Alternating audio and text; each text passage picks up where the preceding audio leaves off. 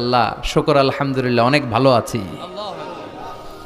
শুকর আলহামদুলিল্লাহ বেশ ভালো আছি, অনেক সুখে আছি। এজন্য সুখ হচ্ছে আলহামদুলিল্লাহর ভিতরে। সুখ আছে কিসের ভিতরে? যে কোনো পরিস্থিতিতে আমরা থাকি না কেন, বিপদে আপদে, সকালে বিকালে, শীতকালে গ্রীষ্মকালে আমরা কি পড়ব? আলহামদুলিল্লাহ পড়ব। এর কারণ চাহিদার কোনো শেষ নাই। যার আছে যত বেশি সে চায় তত বেশি।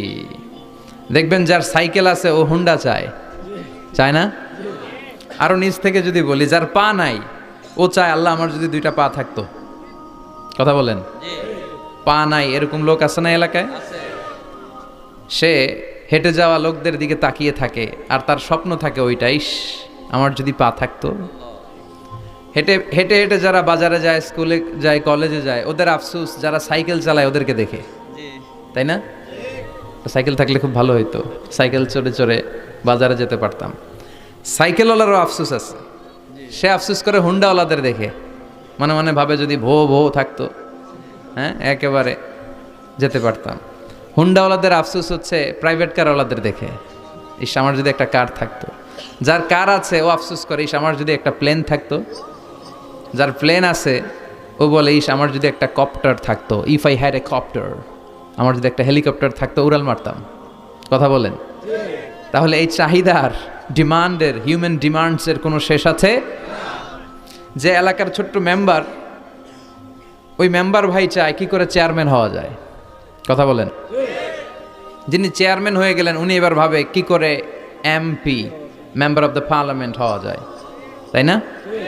আচ্ছা, এমপি যিনি হয়ে গেলেন উনি আর একটু উপরে যেতে চায়, ভাবে যদি একটু যদি যাইতে পারি, একটা মন্ত্রণালয় যদি পাইতাম, হ্যাঁ মিনিস্ট্রি যদি একটা পেতাম কতই না ভালো হতো। তো মন্ত্রী যিনি হইল উনি, ওনার অনেক শখ, ইস আর একটা জায়গা বাকি, হ্যাঁ কি নাম ওইটার? PM, prime minister. কিন্তু এই দেশে অসম্ভব। কথা বলেন, এই দেশে প্রাইম মিনিস্টার হওয়া যাবে? এক দুজন এদের মধ্যে ধাক্কাধাক্কি, এবং ওনাদেরকে মেনে নিতে হবে। আপনি বাঁচেন আর মরেন, ওনারাই প্রাইম মিনিস্টার।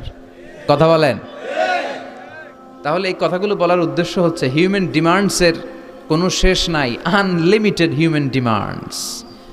এজন্য বিশ্বনবী বললেন, লাউ আন্না লিকুল্লি ইবনি আদামা ওয়াদিয়ান মিন যাহাব আহাব্বা আইয়াকুনা লাহু ওয়াদিয়ান ওয়া লা ইয়ামলা আফাহু ইল্লা তুরাব। আল্লাহ বলেন, এই বনি আদমের প্রত্যেককে যদি একটা করে স্বর্ণের পাহাড়ের মালিক বানিয়ে দেয়া হয়। কিসের পাহাড় দেখছেন জীবনে? আচ্ছা, স্বর্ণের পাহাড়ের যদি মালিক বানিয়ে দেয়া হয়, আহাব্বা আইয়াকুনা লাহু ওয়াদিয়ান, একটা করে স্বর্ণের পাহাড়ের মালিক বানিয়ে দিলেও সে চাইবে কিভাবে আরো একটা স্বর্ণের পাহাড়ের মালিক হওয়া যায়। আচ্ছা, একটু বুঝে শুনে উত্তর করবেন। একটা স্বর্ণের পাহাড়ের মালিক যদি আমি হই, শুধু আমি কেন, আমার 14 পুরুষ এটারে বিক্রি করে খেলেও কি শেষ করতে পারবো? তো আমার আরেকটা লাগবে কেন? আরেকটা দিয়ে আমি কি করব?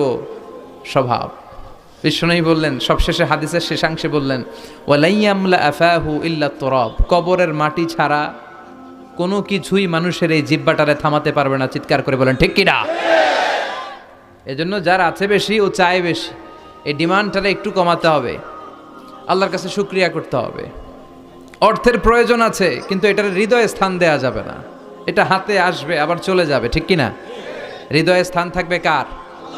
যাদের হৃদয়ে আছে আল্লাহর ভয়, তারা কভু পথ ভুলে যায় না। আল্লাহর প্রেম ছাড়া এই দুনিয়ায় কারো কাছে কোনো কিছু চায় না, ঠিক কিনা? মুমিনের হৃদয়ে দরদ, ভালোবাসা থাকবে একজনের জন্য। চিল্লায় বলেন তো তিনি কে? আল্লাহ। এজন্য আমরা যেন শুকরিয়া করি, আমরা যেন অভিযোগ না করি। দেখেন, আমরা যদি জিজ্ঞেস করি, ভাই আপনি কি চান, কি লাগবে আপনার, কার কি লাগবে, একজন বলবে আমি এটা চাই, আমার এটা নাই, আমি ওইটা চাই, ওইটা চাই, কত কিছু লাগবে আমাদের। কিন্তু ঠিক এই মুহূর্তে যেই লোকটা হসপিটালের বেডে শুয়ে আছে, ক্যান্সারে আক্রান্ত, ক্যান্সার যার নেই কোনো অ্যান্সার, ওরে যদি জিজ্ঞেস করেন ও বলবে আমার কিচ্ছু লাগবে না, আমি শুধু বাঁচতে চাই। ও কি চায়? আর আমরা অনেক কিছু চাই। এজন্য আমরা শুকরিয়া করব বেশি বেশি। শুকরিয়া করলে বাড়িয়ে দেয় কে? বিশ্বনবী দোয়া করতেন, আল্লাহুম্মা জাআলনি সাবুরা ওয়াজআলনি শাকুরা ওয়াজআলনি ফি আইনি সগীরা ওয়া ফি আয়ুনিন নাসি কাবীরা। আল্লাহ আপনি আমারে ধৈর্যশীল বানান, আপনি আমারে শুকরগুজার বান্দা বানান। আল্লাহ আমার চোখে আপনি আমারে ছোট বানান, গোটা বিশ্বের মানুষের চোখে আপনি আমারে বড় বানান। সবাই পড়ি আমিন। এজন্য সবসময় প্রশংসা করব কার? কম কম না বেশি বেশি? সবসময় শুকরিয়া করতে রাজি আছি তো? আল্লাহ সব সময় যেন আমরা তোমার শুকরিয়া করতে পারি, তুমি তৌফিক দাও। আরো জোরে পড়বো সবাই আমিন।